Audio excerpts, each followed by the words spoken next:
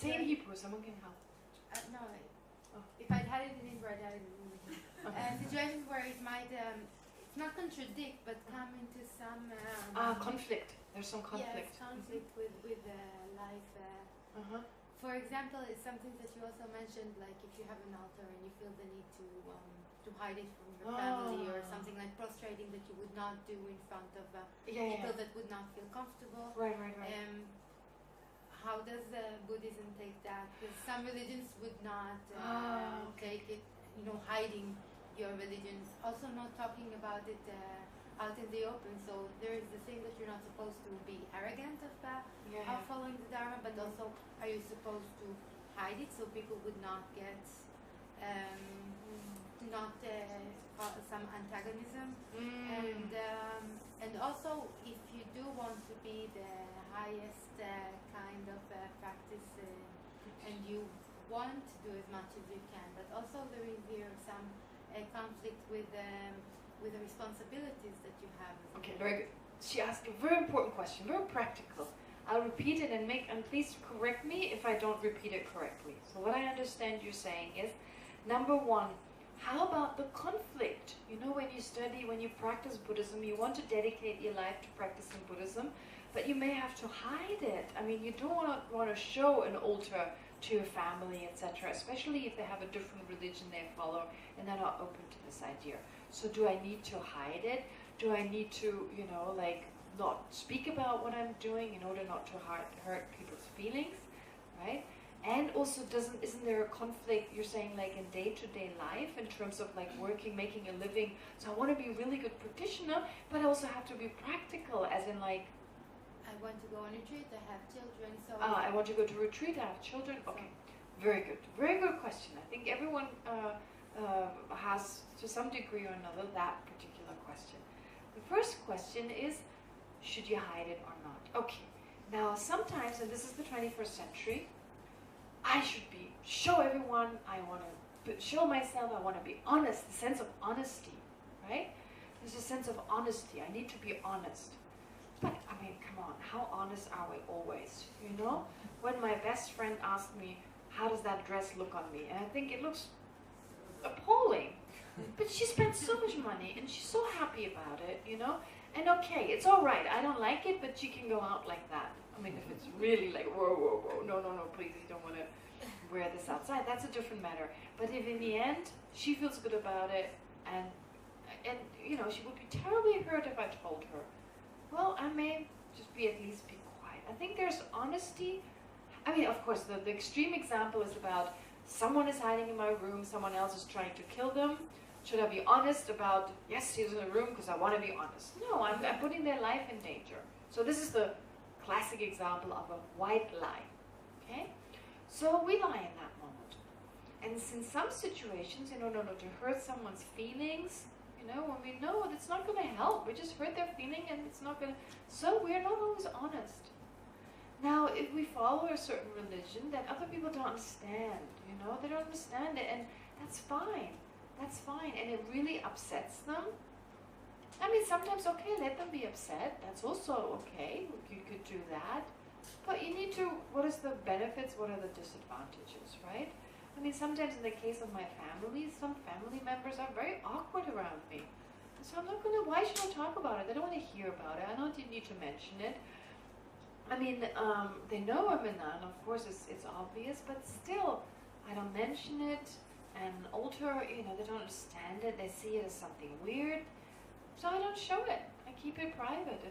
And we keep a lot of things privately anyway. I mean, our diaries, our sex life, all that is also, I mean, we could as well go out in the open, and we don't. We keep things privately, the color of our underwear and so forth. So there's certain things we keep private, and that's okay. So I don't think it's really lying. It's just my own thoughts, I keep them private, right? You have no idea what I'm thinking, thanks God. Right? I mean, we even keep our thoughts privately. I'm not going to write them down and publicize them. I'm not even here. I say something. I pray before I eat, and I often eat with other people. So, yes. I mean, altar, okay, it's in the house, and prostrating more. Okay, but before I eat, and then, it would be something that I would not feel comfortable doing Oh, but even if I don't say anything, I only do it like someone will ask questions. I mean, it becomes weird. No. I'm very good at offering my food without anyone noticing. I do this.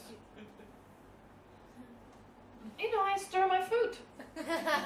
No one notices I'm doing this. With my family, I never recite a prayer. They're not religious. They're anti-religious. They're like totally like, this is because of the Second World War, because of being suspicious of someone being uniform, you know, having same haircut, same clothes, doing certain rules. Like some are very kind of like any organized religion, they see that as like, you know, going in the direction of Nazism. So, I mean, they're doing a prayer, they think that's ridiculous.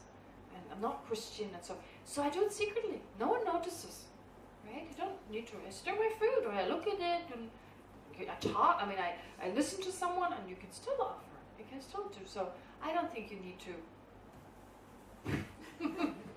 I mean, some people it's extreme, right? I once heard about a monk who did this, and he went like this, and he totally burned himself. So be always careful with the soup. But you know, you can kind of do like this, just. But you see, this is not the offering. This is just helping us psychologically to keep focused. So if you're on your own or with other people, it's lovely to do that. But when you're not with people, then you don't need to show it. It's all about the mind, right? It's all about the mind. We keep so much secret, you know.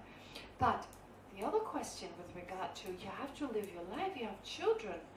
Okay, should I desert my children and just go retreat? Yeah, by all means. No, of course not. Oh my God, of course not. Oh, let them put them in an orphanage, you know. My husband and I would go off into a cave. Tough luck, they'd be drug addicts, but I get enlightened. I mean, the thing is with the Buddha, you know, with the Buddha it's a little different. With the Buddha it's a little different. He did desert his child and wife, right? He was but not a Buddhist. he was already Buddha. Well, he was already Buddhist. He was already Buddha. I mean, any Buddha is a Buddhist. He was the Buddhist. No, I'm kidding. But the thing is he left us, but that's something different. Anyway, they were looked after, and eventually he took them to liberation. So that's very special. So if you know you can take your kids to liberation, okay. Special. No, I'm just kidding. Of course not. We have this idea anyway. Going into retreat. Okay, check your. I check my own mind. Going into retreat is peaceful, and I'm gonna be happy. We seek happiness in the means to happiness. We think this is actually only a means to an end, right? It's like you clean your room expecting the cleaning to be the result of the room being clean. It's cleaning. Cleaning means you see the dirt, you deal with the dirt, you remove the dirt. Retreat is like that. Don't expect it to be peaceful and calm. If it's peaceful and calm, it's not called retreat, it's called a vacation. Right? Right? So if you are in a beautiful place, the birds are chirping, you know, and it's calm and peaceful, this is what we think retreat is going to be like. That's not a good retreat. You're supposed to be in turmoil. Stuff has to come up. You know, it's like birds are chirping, but I hate it. And my mind is full of, this is a real retreat. I don't know whether I not prefer raising kids than that sometimes. You know, it's like, I mean, it seems to be less. And also, that's just, I'm just saying that we have these unreal expectations about retreat, that this is peaceful. And raising children is such great practice. The naughtier, the better. I'm kidding. But no, I mean, it's a challenge. It's like you're working for these sentient beings, right? And of course, if you make a decision you don't want to have children, and for whatever reason, that's a different time. But when you have children, if you want to have children, well, have children. This is not the only way to go about like I do. Okay? For some people, this is appropriate. For other people, it isn't. For other people, practice is having a relationship, working with the other person. It's very difficult. Seriously, sometimes I'm thinking, oh, I'm so glad I'm my own to share my bathroom or something, right? It's difficult to be with another person, have them around, you know, their bad moods, my bad moods, you know. Double afflictions, like two packages of afflictions to deal with. Your own and the other person's. And then kids, hormones. Oh, you know, when they grow up and puberty. I mean, it's tough, right? It's really tough. It's tough. So this is real Dharma practice. And it's for us, we see like, oh, Dharma practice is going to a quiet place where the birds are chirping, and I'm happy, and everyone is happy, and I'll be happy until the end of time. That almost sounds like a Bollywood movie. Except you get married at the end. You don't go to a retreat. So you admit retreat is hard work? Oh, it should be. I thought it's only my problem. No, it's good. It's good if there's hard work. It's supposed to be hard work. It's good. Don't think you're doing something wrong. You're doing something right. So those of you have a good time. Sorry. I'm kidding. It's different for everyone. It's different at different times. But the point is, it should still be hard work, no matter how that hard work manifests, you know? So therefore, like Geshe Kelsang Wangmo once said, if you take a piece of wood and you want to make it smooth, you don't use cotton to make it smooth. You take sandpaper, right? To make our mind smooth. We need something rough. We need some rough meats. And if that is going into retreat when stuff comes up, well, this is why you ask your Lama. And like the different Lamas give different responses. There are certain Lamas who wanted to go retreat their entire life, and they go to see His Holiness the Dalai Lama, and the Dalai Lama says, no, you work in the center. And they go, oh, still no Dharma practice. But this is their Dharma practice. This is exactly their Dharma practice. Okay? So anything we do, it can become our Dharma practice. And raising children is a big one. So I don't think there's a contradiction, right? Okay, what else? Oh yes, the other question, please. You raised your hand. No? Okay. And there was a hand there somewhere. Did I see a hand here? There? Yeah. Just not a question, but for Vitali's month of next life. Yes. 2 years ago, I asked children, Tibetan children. Yes. I asked if I think that I will not remember. I'm not sure, but I will not remember next life who I am. So why should I take care of this person? Yeah. So she said, and it's a very, very good answer for me. Yes. That although maybe it's not me, okay? Yeah. So it's another person that I don't want him to suffer. I don't want him to be angry. Maybe he will be enlightened. I'm very happy that somebody else, which might be, maybe not me, will be in good conditions of life and get to spiritual development. Yes. That's a beautiful way of responding. So this is really the Mahayana response. Saying that, okay, if it's not me, it's someone else. I'm responsible for them. So even if it's no longer me, someone else continues on living, and I want this person to be happy just as I want everyone else to be happy. Yeah, so that's a very good way. That's a nice answer. That's a very nice answer, yeah. Yeah, from Venerable Tuten Chudren. I'm not sure, you probably all heard of her, Venerable Tuten Chudren. She's an American nun who founded Shravasti Abbey, and she's been around for many years. She's been a nun for probably 30, 40 years now, longer, probably 35 years, 40 years now, yeah. And she's written a lot of books, Open Heart, Calm Mind, Open Heart, or something like. Anyway, if you Google it, she's written very beautiful books. Yeah. Clear mind. Clear Mind and Open Heart. That's right. Yeah. Okay, so Tuten Chudren. And also she was the first teacher invited by the Dharma Friends to Israel. She was the first teacher to be invited by the Dharma Friends to Israel. Oh, there you go. There's a And she connection. came here to celebrate with us the 10th year anniversary.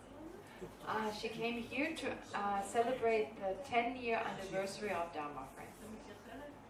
That reminds me of something also Geshe Kelsang said. I'm trying to think how he put it exactly.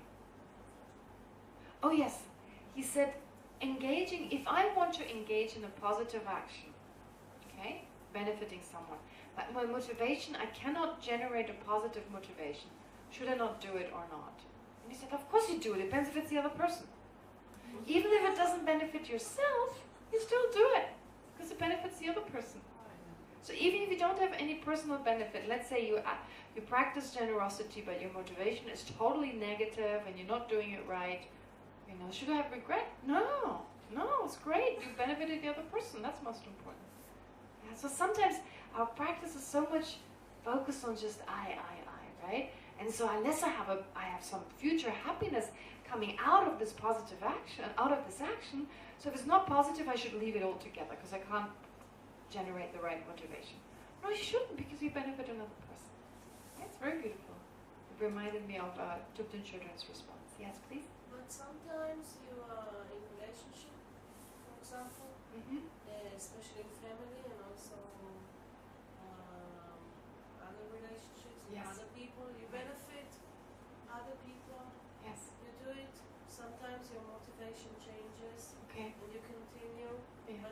person doesn't change.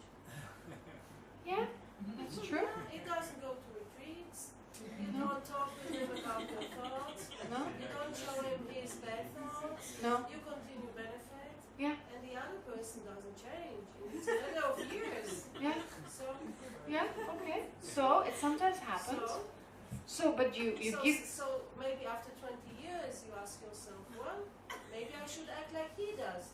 And then once in a while you act like he does, with bad thoughts and bad words, and he changes. Okay. Now I get the question. I didn't understand something. Okay, now I We get it. spoke in different languages, so I speak in his language, and you see the changes, and here it comes. All right. So your question is basically, I was kind to a person my whole life. They just got worse. And one day I lose my temper, I beat him up, and now he changes, right? I'm exaggerating, not the beating up, but yeah. Yeah, and the next month you go to a retreat and you say, I wasn't behaved. No. Wait. There's a misunderstanding. There's a misunderstanding. Being loving and compassion doesn't mean you're always sweet and nice, you know? I mean, think of a loving mother. I ask you a question. Yeah, I'm a loving mother. You're a loving mother. I totally believe you are. I totally believe you're a loving mother. So with your children, are you always, nice, you ate all the bum, okay. No shkede marak, leftover.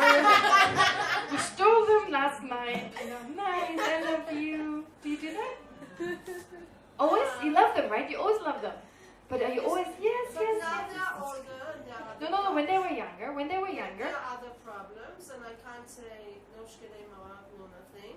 Okay, so no. I said like, you stole the shkede marak. I love you. No, I wasn't doing this. You weren't doing that. What were you doing? You took the shit. What is it? Must be right. You had love in your heart, but we're outside. Right? You were very clear. So this is what I mean. Love doesn't mean you can be very firm with the other person. I mean, if they do something wrong, you use your intelligence and you go, now it's enough. Enough is enough. Whether it's your children, whether it's someone you're close to, you don't become a punching bag. You don't become a friar. That's not the idea. It's not like, yeah. No, but other people, like in work or neighbors or family, you can't tell them anything. No, but you don't have to tell them, but you can still go like, you don't have to say something, but you can show your disapproval in different ways, right? So there's different ways we can deal with people. We have to be very careful. If we get angry, it will always be extreme, right? And we can still, without the anger, because the problem with anger is it's habit forming. If you have a success with it, next time you're more likely to apply it. And you apply it more, and you apply it more. And anger grows, it's like adding fuel to the fire. It gets stronger, and if you become successful, you can solve problems with it. Well, that's going to be your new means of solving a problem. It's kind of like using poisons to relieve a disease. Maybe you're lucky once or twice the symptoms are relieved, but it has side effects. So I think it's much safer, and there's ways of dealing with people. If they treat you badly, you don't need to say something to them. You don't need to, you just show it to them. They say something, you just turn around and you go, right? Ignore them. End of relationship. Well, if it... A lot of times.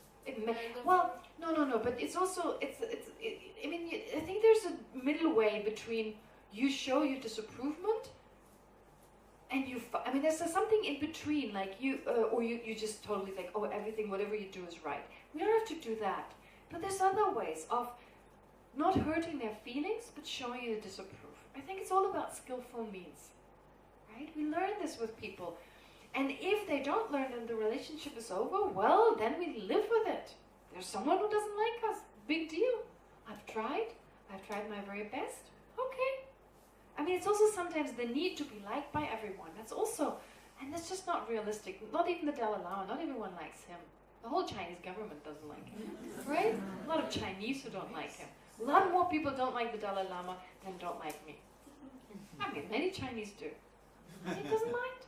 He loves them just in the same way.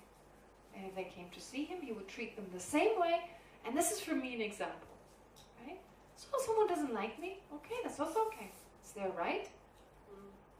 I hope they don't hurt themselves by having too much hatred. I mean, I would like to think along those lines, that I hope they don't hurt themselves by having that dislike and resentment towards me. So I hope I'm not fueling their anger, but it's also okay. It's their right to dislike me.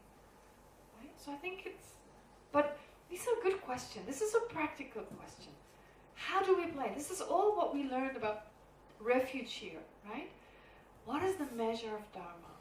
We take refuge mainly in the Dharma. We read all these instructions until now.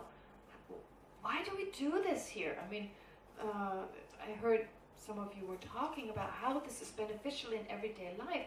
Like I said, this is just one of those tools that can be beneficial. So to learn to take refuge in the sense of making it a second nature, like finding the answers in the Dharma. And then we still have to be very creative. Every moment requires a special situation. And then, in the end, we make lots of mistakes and nothing is perfect. It's still okay. It's still all right. But we need to learn to become our own guru. Right? I mean, Lama Yeshe says our own therapist, but it's basically the same way as saying, become your own teacher. Know what's right in the situation. Just learn like being with other people. You know, there's little things you learn over time. Like when you criticize someone, for instance, you can tell them about their faults by initially talking about all their good qualities. You know, often when someone criticizes us, they only say the negative stuff. They don't necessarily mention the positive stuff, or not sincerely.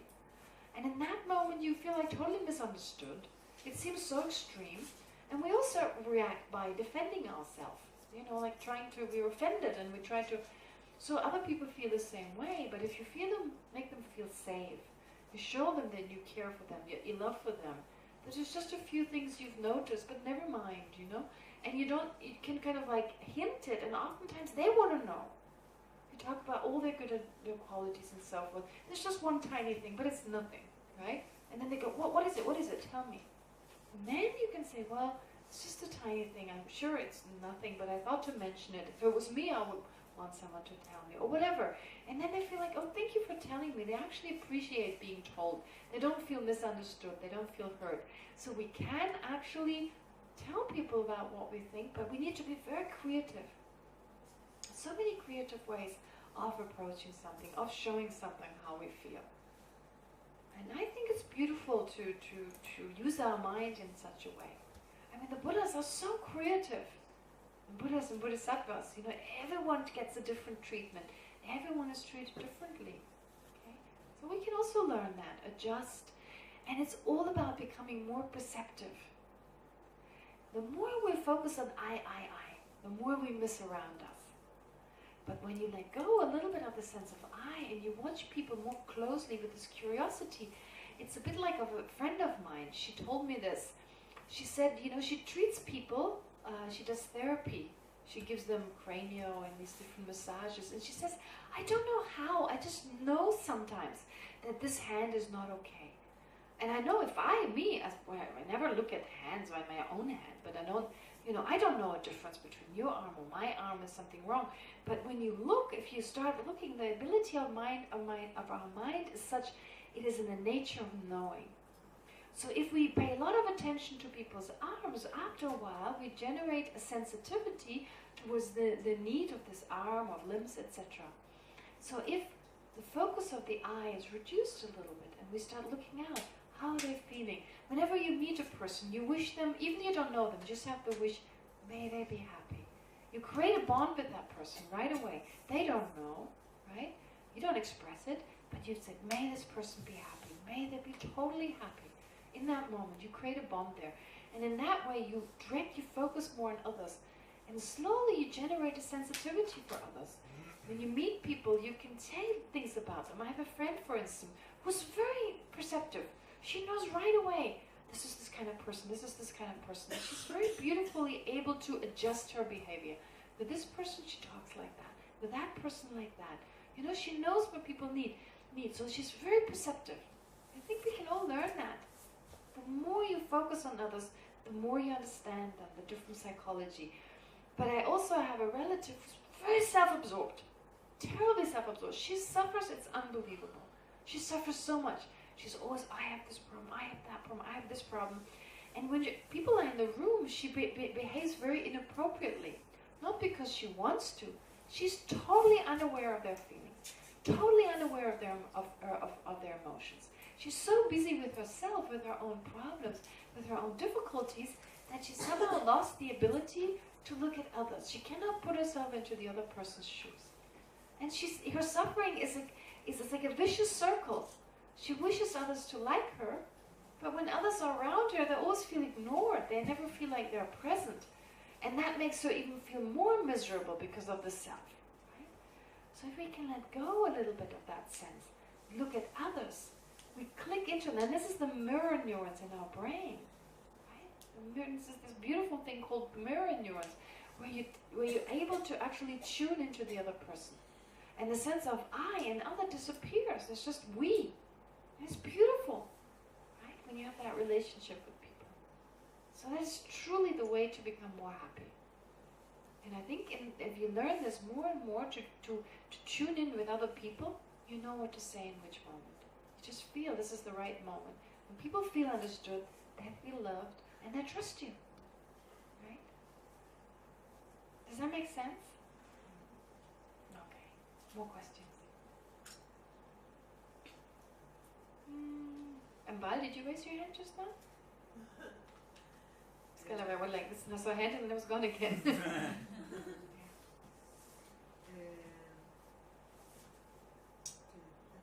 again the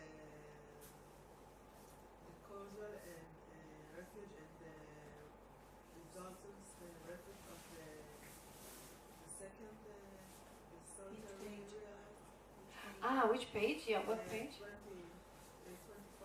24, yes. So, okay. So why there are 3 objects of refuge? Of course, we've heard from the point of view of causal refuge. We talked about Buddha being like the doctor, Dharma being like the medicine, and Sangha being like the nurse, the assistant. Okay, so from that point of view, it's pretty clear.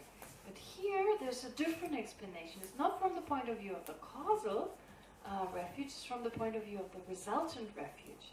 So of those 3, I mean, of course, it's not like you can separate them. It's not like you can wish for only becoming a Buddha without the Dharma, without the Sangha. That's impossible. You always get the whole package. But you can still have a preference for one over the other. For instance, let me give you the example. If you want to become a Buddha for all sentient beings, okay? So why do you want to become a Buddha for all sentient beings? Well, you want to become a Buddha so you can teach them most effectively, right? And so it's the Buddha as a person who can talk, who can communicate the Dharma, who can in some way express it. It's not the mental qualities. They're not visible to others, right? And Sangha, of course, if you're a Buddha, you're also Sangha. But you're not just aiming for being the Sangha, you're aiming for the highest, because Sangha doesn't necessarily mean you're a Buddha. You can be a Buddha. Whoever is a Buddha is also Sangha, but whoever is Sangha is not necessarily a Buddha. So therefore, here, of those 3, you mainly aim for being a Buddha. Of course, you have to have the qualities of a Buddha, the mental qualities, but the mental qualities don't have to help others. So you're mainly interested in being that person who others can see, who others can hear, who others can be inspired by, right?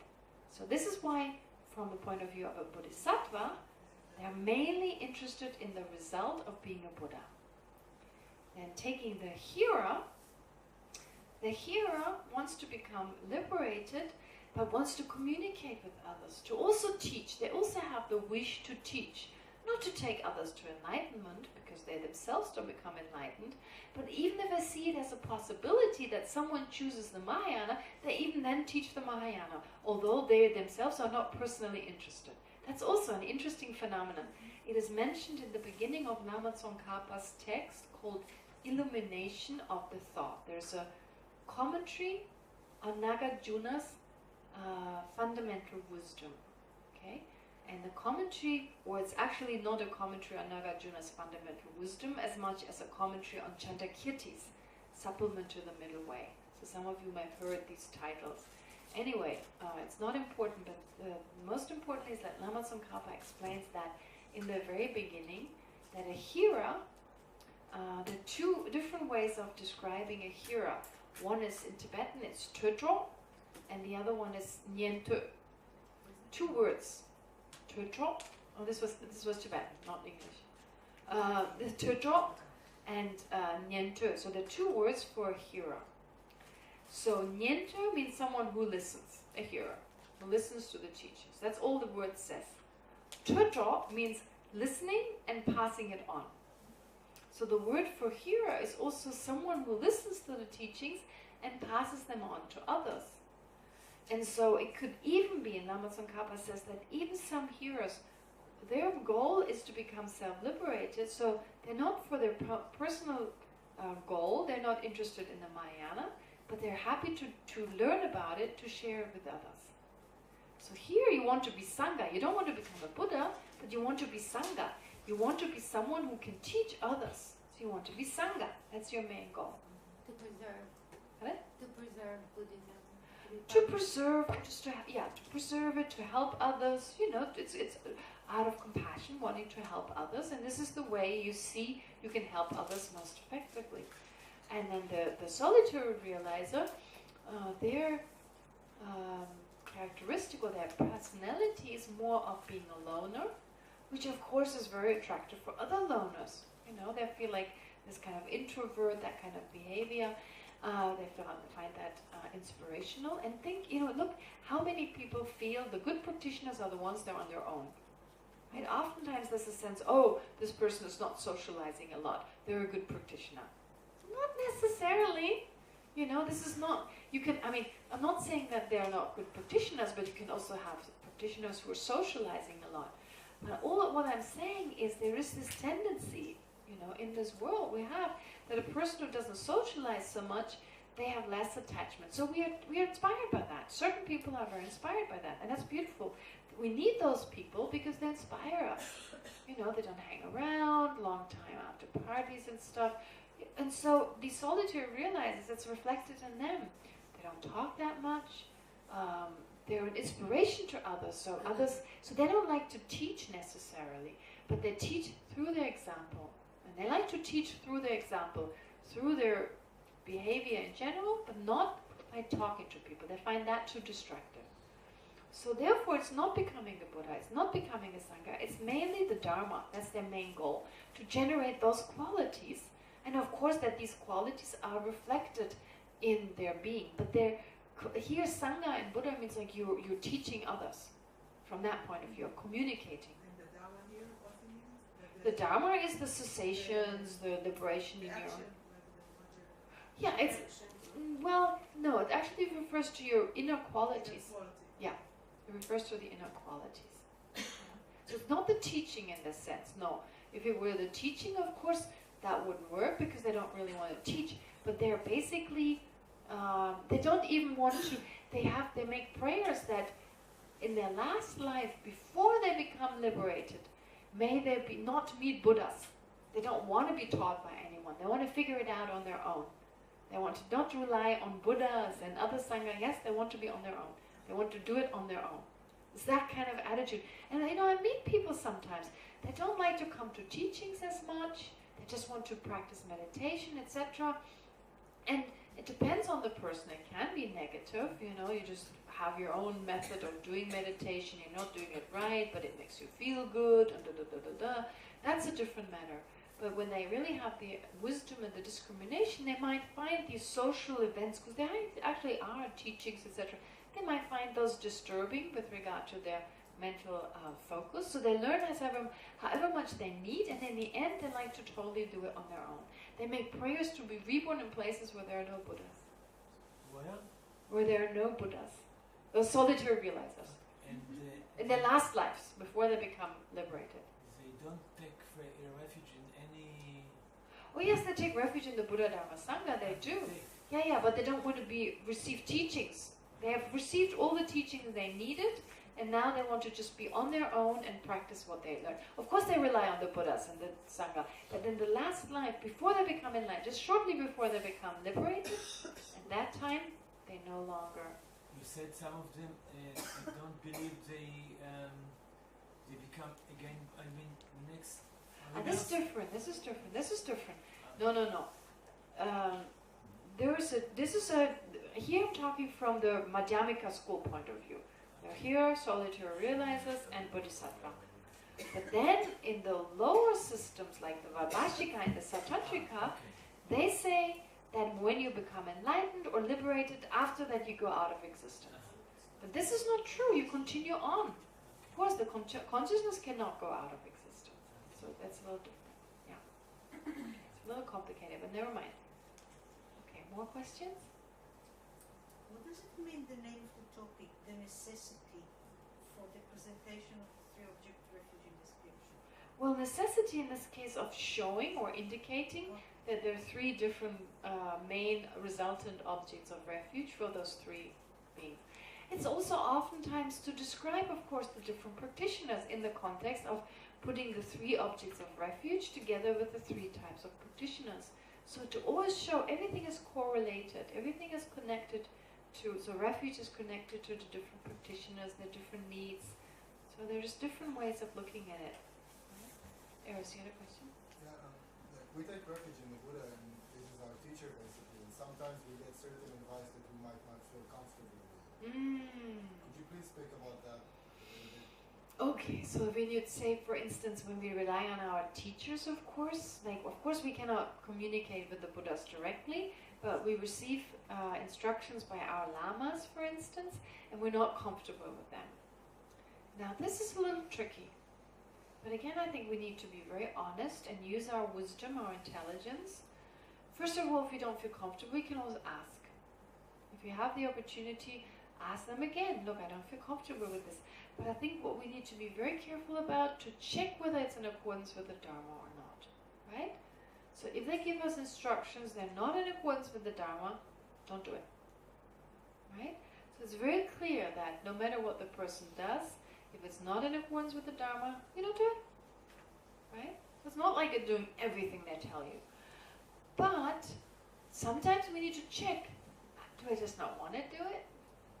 I mean, sometimes it's just out of feeling comfortable the way things are, and I don't want to do it. That's different. You know, when there's just a resistance towards doing it because I feel lazy, or I don't trust my own abilities. You know, I feel faint-hearted about it. So then I think that's different. Yeah. I have also another practical Yeah. question. What if you manage to be aware in life and to take refuge at the right time, but then the Dharma takes you into two different directions. You have two possible answers. You have a conflict in life. And Can you give an example? I don't know. Maybe someone is hurting you, and one answer would be to have more patience and not to suffer. To say, okay, so this is a situation, and I know I'll take it patiently, and I will not let it turn into suffering. And the other is, if he's hurting me, so he's creating his own bad karma, and I will stop it. So there are two different ways of addressing it, and they both will be fine, and they're both. Okay, so I'll rephrase the question and then see whether you can answer it yourself. So she's saying, well, what about when you're dealing with situation and the Dharma brings you into conflict? In the sense that there are two dharmic reactions, but you don't know which one to choose. So one reaction, when someone is naughty abusive towards you, treats you badly, should you be patient and just allow them to abuse you? And should you allow them, now I'm going to give it away, to accumulate all the negative karma so that they will experience the suffering in the future of being abused themselves? Or, whoa, make it really difficult. Okay. Or should I find means to stop this person, right? Just think of them if it was your child. If it was your child, okay? So again, I think the mother's love, from the point of view of non-dharma, just everyday life, mother's and father's love is the closest to the love we're looking at here. It's unconditional. It can be expanded, because you can have 20 children or 30 children. You can still love your child the same way you would love your children if you only had 3. Okay? It's unconditional, it is forgiving, it's patient, and you have the wisdom to be strict with them for their own benefit. Right? Just every time you ask a question like that, I usually think, well, what would you do if you're a mother? I mean, those of you who are already parents, in those cases, then of course, but then even if you're not a parent, I think you can apply it. Would you stop your child from harming him or herself? Okay. Yes. I just want to add to that question. Please. What if the situation of abusion is not something that is in your power to stop? Yes. And the only way to stop it is just to get away, but that way you kind of Run away. miss out on actually helping this other person. Good question. Very good question. Okay, so she added to this in terms of practicality. So what if there's nothing you can do? You cannot stop this person. And so so in terms of your own mental patience, etc., you avoid this person, but then you're not helping this person. Well, okay, so you said there's nothing you can do. There's nothing you can do. So sticking around does not help. Again, please, again. Oh, she said, the question was, if there's nothing you can do, and you just turn away because for your own practice of patience, I mean, others and ourselves, we need to also consider our own state of mind. So if we cannot change their action at all, there's nothing we can do. Let's say, hypothetically, there's nothing we could do. And so the only thing that happens is makes us upset. Should we just turn away, but then we're deserting the person? Well, we're not deserting them in mind, but being around them, I mean, it doesn't help them, right? And so it's like when Shantideva says, if there's a remedy, why get upset? But then if there's no remedy, well, there's nothing we can do, basically, right? And so we can still send positive thoughts and wish the best for them, send them our love, we can do that. And it may not have an immediate effect, but let's not underestimate the power of thought, right? So just thinking of them, sending them positive thoughts. I mean, it's terrible. There's some politicians who do some terrible things. And forget about, we don't even live in that country. Right? If you think about it, what they do to themselves, their power, and they will experience everything they've done to others, multiplied. It's terrible. Maybe not in that lifetime, but what they do to themselves. And what can we do? If we protest, they just get more arrogant. It gets worse. We cannot stop them. They don't even know us. We want to just wish them the very best, to do Tonglen, right? And wish them to be better, and hopefully, and do the little that we can do. Maybe there are some petitions we could do, or a little bit, but there's very little we can do. It's samsara. In the end, it's samsara. Let's not look for all these Buddhas around us. Let's not look for... You see, this is also sometimes in the West, we have this problem-solving obsession. I'm not saying you, but I'm saying we sometimes, right, we want to solve the problem. It really frustrates us. That's another extreme. We put ourselves under a lot of pressure. We want to put anything... Eris used this word, the Messiah complex, before, but that's not. I'm not talking about it, and not even to that extreme. But I have a friend who's German, so it's in the German trait personality. You want to get it all right, and she gets so upset if she can't solve a problem. And telling her, just let it go. You can't do anything. Oh no, I need to solve the problem. And she gets so unhappy about it. It's terrible to see her suffer, and it's really nothing she can do. Even the Buddha can't do anything. So many times the Buddha was unable to do something.